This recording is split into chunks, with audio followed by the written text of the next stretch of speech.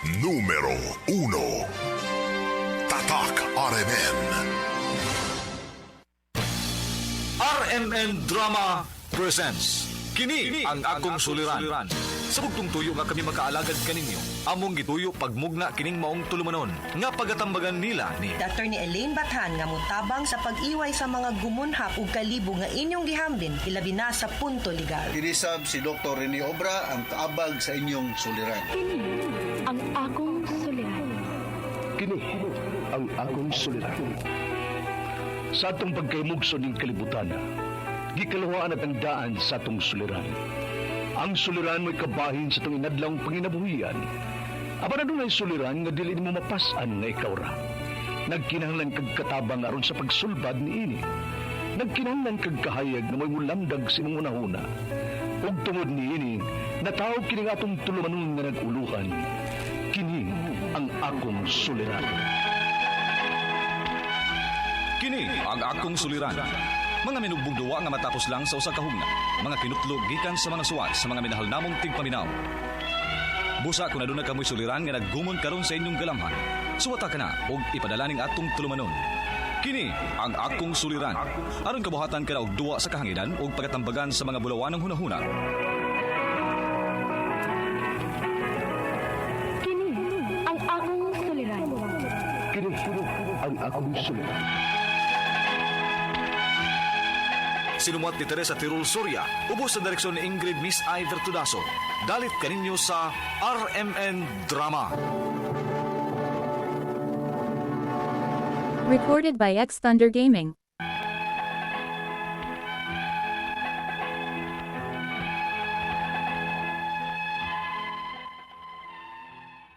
Mayong adlaw kaniyong tanan nga nagpaminaw karon ning tulumanon kini ang akong suliran. Ilabi na kaninyo Dr. ni Obra ug Attorney Elaine Bathan. Ingon man sa mga artista nga maghatag kinabuhi ning akong suwat suliran. Tawgalan ko ninyo sa pangan nga Kian. 29 anyos. Minyo apan buwag sa asawa ug may usa ka anak. Tagayati, Liloan, Cebu. Punto legal kining akong suliran.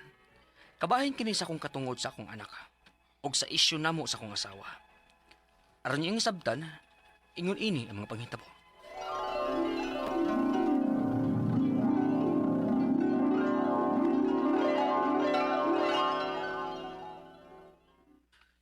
Unya, sigurado na dyan kasi mong plano? Mubiya na gud ka? Oo. Una ko makauyon sa atong pagpuyo. Dili ti kapugson. Kaya nakita masad na ako nga uwa na kay kalipay na ako. Tuwa na masalaing laki nga kwartahan. Kana, diha ka maayo. Pagpamasangil na ako. Mao nang dili ko magduha-duhag layas. Og akong dadon si Inday Litlit.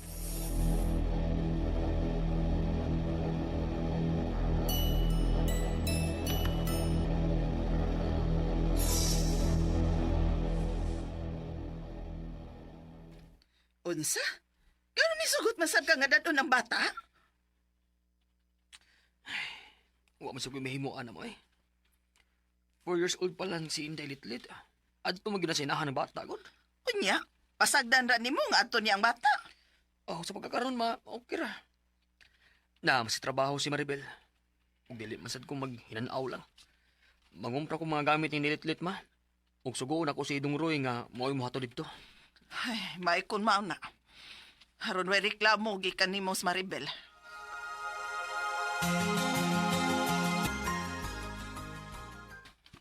Unya dong, kumusta man si Inday Litlit ha? Wa mo kita ni Inday, kuya. Si Ate Maribel may natubang nako. Di magaling ko pasudlon. Mao ba? Nya, sige ra ba itong ingon si Ate Maribel, kuya, kung wa ba kuno kay gipada para niya. Kay wa ko siya kwarta. Baga na daw, God. Bahala ko rin siya.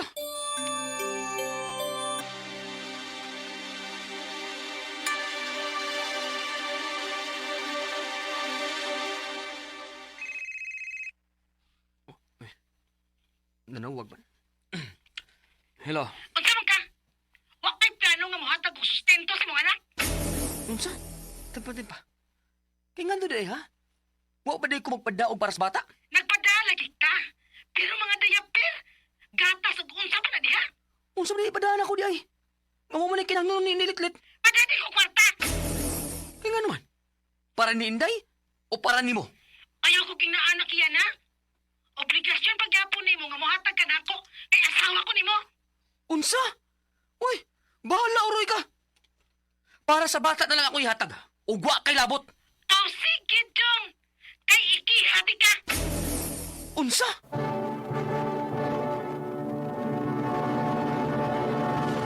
Recorded by X Thunder Gaming.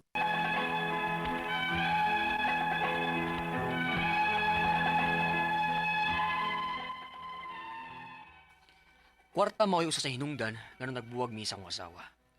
Nakabalita ko nga naa siya'y nauyab-uyab ng kwartahan ug mao akong pagtuo nga adto na siya muuban atong tawhana.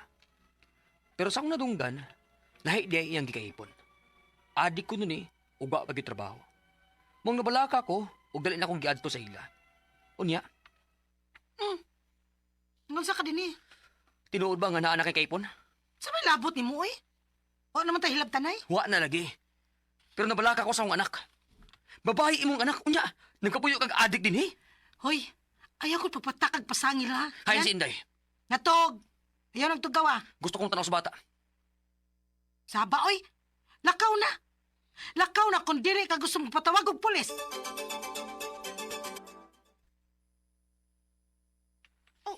Siyempre, dili gyud siya mosugot nga makakita kas bata.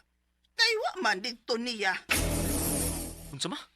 May nakasulti na ko oy, nga tuwa sa probinsya ang bata. Gibili ni Maribel sa inahan kay maoy nag-atiman didto. Unsa? Sigurado ka ba? Ato silang probinsya ra ma-confirm nimo.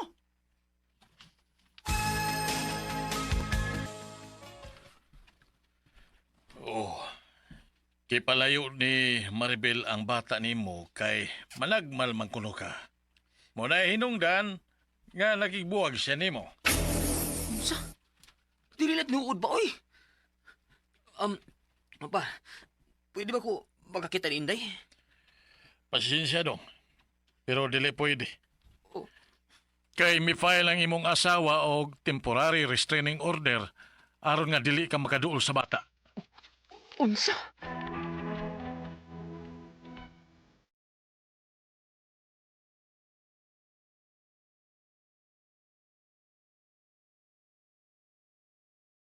Nakasabot ako sa tumong sa kong asawa. Kung dili ko muhatag og kwarta niya, dili niya ipakita ang bata nako. Maong sa pagkakaron, giantos lang sa nako nga dili makakita ni Inday Litlit samtang magliho ko sa mga angay buhaton aron makuha nako siya balik. Ang ako mga pangutana mao kining mosunod. Unang pangutana. 4 anyos pa ang akong anak. Og sa akong nahibaw-an, adto pa na ang kustodian ni sa iyang inahan. Naba ko chance nga makuha na ko kong anak sa ingon anak nga pangidaron? Ikadong pangutana. Kasado gyud mi sa akong asawa. Obligado ba gyud di ay kong muhatag niya og kwarta bisan og buwag nami? Og may lain na siyang kaipon samtang ako wa. Ikatulong pangutana. Magpada kog mga diaper, gatas ug uban pang gikinahanglan sa among anak. Ug gusto gyud sa akong asawa nga kwarta nga akong ipada pero nibalibad ko. Makiha ba di ko niya nga nagsuporta magyapon ko sa among anak? Ikaapat o katapusang pangutana. Nahibawan ako nga wa sa poder sa akong asawa ang among anak. Tuwa sa lolo sa bata nga naa sa probinsya kay maoy gipatiman niya. Samtang nga akong asawa na ay kaipon ug matod sa akong mama nga naay nakasulti niya nga adik pagyud kuno ang kaipon ani. Bugat ba ni nga rason para makuha na ako pagbalik ang akong anak? Palihog, tabangig tambagi ko. Kini, ang akong suliran, Kian. Maayong adlaw mga sukintig paminaw, kini si Attorney Elaine Bathanog ako today ang muhatag ninyo og tambag tubag solusyon kalinawan sa inyong mga pangutanag mga problema na may punto legal. Mga pangutana kabahin sa ato ang mga dokumento, sa ato ang karelasyon, sa ato ang personal nga mga butang, atong pagpanrabaho, mga dokumento, ipadadayon ang inyong suwat sa suliran_612@yahoo.com or sa ato ang Facebook account nga kini ang Akong Suliran official writers page. Pwede sad atong ipadala sa 3rd floor, Jose R. Martinez Building, Osmeña Boulevard, Cebu City. Lain-lain, klase-klaseng pamaagi guys kung saan nyo pagpadala ang inyong mga suwat, mga suliran diri namo. Ang importante, kumplituha palihog ang mga detalye, hinungdan sinugdanan anang inyong mga pangutana ug mga problema pahibaw asad mi guys kung taga-asa mo para magkibaw mi ug asa nagyud dapitan naabot ang akong tingog. May na lang akong tingog naabot og laing-laing dapit. Ako in town wa pa.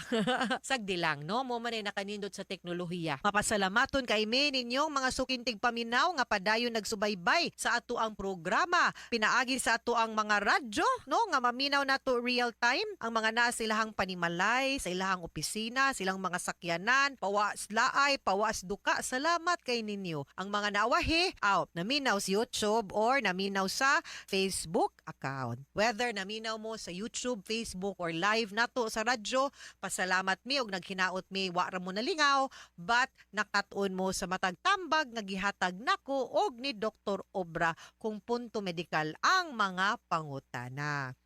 Hapit na gyung Pasko, gamay na lang. Kumusta man ang ato ang shopping? Hoy, dili ni pamahalag regalo ha?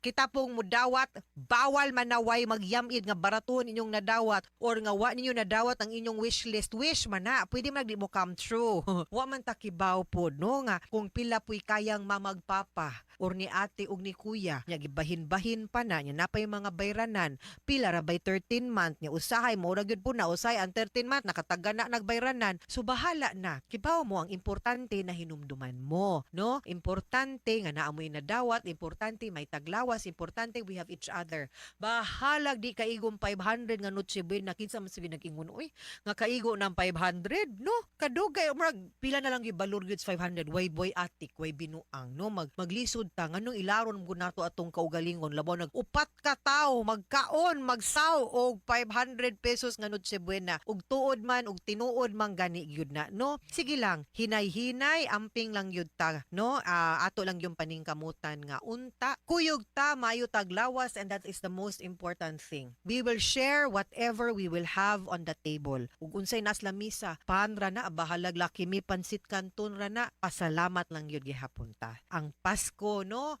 Panahon na guni nga mapasalamaton ta. And there is always something to be grateful and thankful for. Okay? So, atong letter sender si Kian from Yati, Liloan, Cebu. Mayor Aljo Frasco, Congressman Duke Frasco, o Vice Mayor Margo Frasco, and our dear Secretary Cristina Garcia Frasco, ug sa tanang mga nagtrabaho din ha sa munisipyo sa Liloan. Greetings ninyong tanan, advance Merry Christmas ninyong tanan din ha. Punto legal ang iyahang mga pangutana mo niyang suliran kabahin sa iyang katungod sa iyahang anak, no? Kay naman ni siya issue sa iyang asawa kay murag nagkabuwag sila ating tungod sa kwarta, no?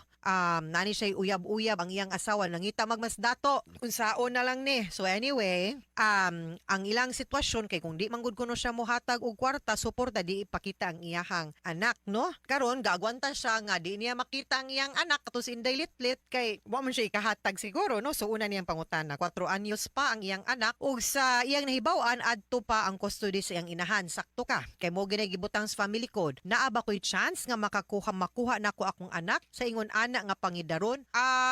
Na akong pananglitan mapakita nato nga unfit nga mother ang imuhang iyahang inahan or nga mas dili makaayo sa iyaha ang environment kung asa nagpuyo ang bata unya mas maayo nga naa siya nimo pero unsa nga mahatag suporta unsa man ni nato, no? Pero paabot ta kay kung dili gani ini ka city anyos niya pwede naman siya mopili og asa siya. Ikaduhang pangutana, kasado gyud mi sa akong asawa, obligado bagyud di ay kung muhatag niya kwarta bisan og buwag nami ug may lain na siyang kaipon samtang ako wala, ay di man ni nato sa ikain wa niya siya naa mo man inyong kahimtang ang imong paghatag og suporta dili man para niya ngadto man sa bata. Pwede kang dili na muhatag niya og suporta pero dapat muhatag og suporta sa bata. Lahi ang suporta mga sukintig paminaw nga atong ihatag sa atong asawa. Asawa meaning sa atong pinakaslan. That is spousal support. Mandato gyapon na sa balaod. Pero kay naaman siya lain, pwede na tong gamiton nga minyo pabaya ta, di biya ka pwede unta na ay lain, so di ko mahatag suporta nimo. But the other aspect of support, guys, is child support, and it is not dependent kung makakita ka sa bata or di, kung nanabay lain ang mama or wa, o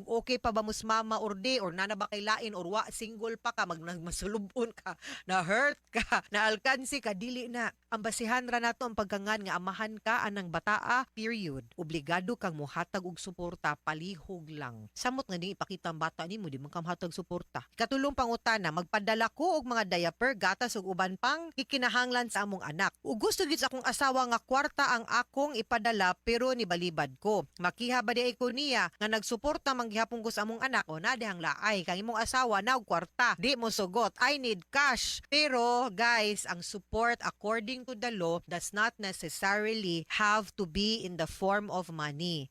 So long as ang kanang imong gihatag are necessary ug needs gyud tinuod ug gigamit ug magamit gyud sa mga bata, no, then support ra gyud gihapon na. Pwede ikay mo muhatag in kind, no, kay di pwede man na, di man necessary. So sayo pod ang imong asawa dihang dapita. Ikaupat ug katapusang pangutana, nahibaw-an ako nga wala sa pader sa akong asawa ang among anak tuwa sa lulo sa bata nga naa sa probinsya kay maoy gipaatiman niya. Samtang ang akong asawa na ikaipon ug matud sa ako ang mama nga naanay nakasulti nga adik agoy pagyud ang kaipon niya years old. Pwede gud natong kwaon ang custody. We have to prove that, but mo file gud tas korte, kuha kag DSWD ug sa mga pulis, ha? Mga sukintig paminaw, hinawot unta nga namoy nakutlo na pagtulunan karong adlaw. Kini si Attorney Elaine Bathan, daghan kayong salamat sa inyong pagpaminaw sa atong tulumanon hangtod sa sunod nga sugilanon din higapon sa tuang programa. Kini ang akong suliran gikan sa RMN Production Center, Radyo mo Nationwide. Tatak RMN, daghang salamat og maayong adlaw.